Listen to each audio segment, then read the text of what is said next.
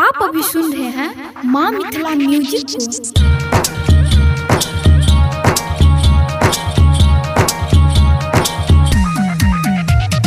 DJ Amit Tiwari अपहर। आप अभी सुन रहे हैं माँ मिथिला म्यूजिक को।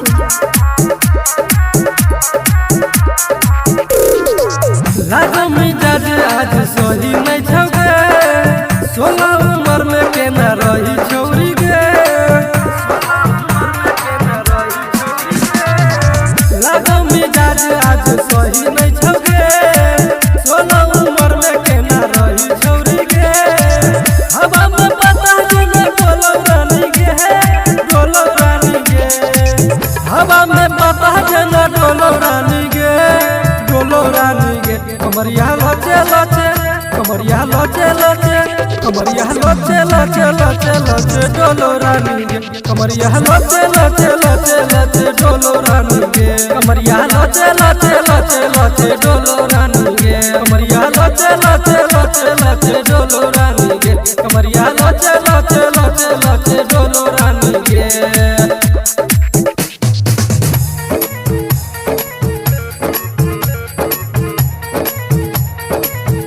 सुन रहे हैं माँ मिथिला म्यूजिक को। डीजे अमित तिवारी अपहर।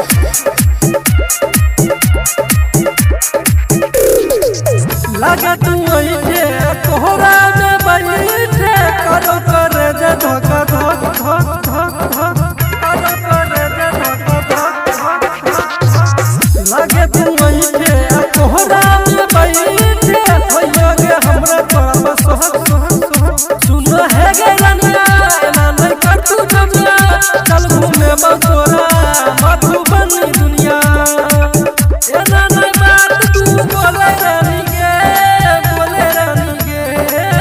एना नहीं बात तू बोले रानी गे, बोले रानी गे। कमरिया लचे लचे, कमरिया लचे लचे लचे लचे डोलो रानी गे। कमरिया लचे लचे लचे लचे डोलो रानी गे। कमरिया लचे लचे लचे लचे डोलो रानी गे। कमरिया लचे लचे लचे लचे डोलो रानी गे। कमरिया लचे लचे लचे लचे डोलो रानी गे।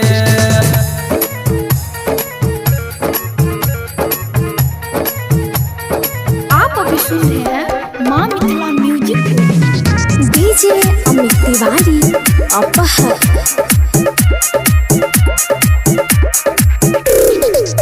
हेगे हसीना चंदन के बीना, केना तू राम छौरी हट हट हट हट। केना तू राम छौरी हट हट हट। छगई तोहर दोहरम जवानी, ओला पिए छ फटा फट फट फट। रानी कमरे में चलो तनी सा पूछबो, तुरे जैसी बेसारा हाथी थम चलो। कमर हिलाले हले हले रानी गे, होले रानी गे। कमर हिलाले हले हले रानी गे, होले रानी गे। कमरिया लचे लचे, कमरिया लचे लचे लचे लचे डोलो रानी गे। कमरिया लचे लचे लचे लचे डोलो रानी गे। कमरिया लचे लचे लचे लचे डोलो रानी गे। कमरिया लचे लचे लचे लचे डोलो रानी गे। कमरिया लचे लचे लचे लचे डोलो रानी गे। आप अभी सुन रहे हैं माँ मिथिला म्यूजिक को।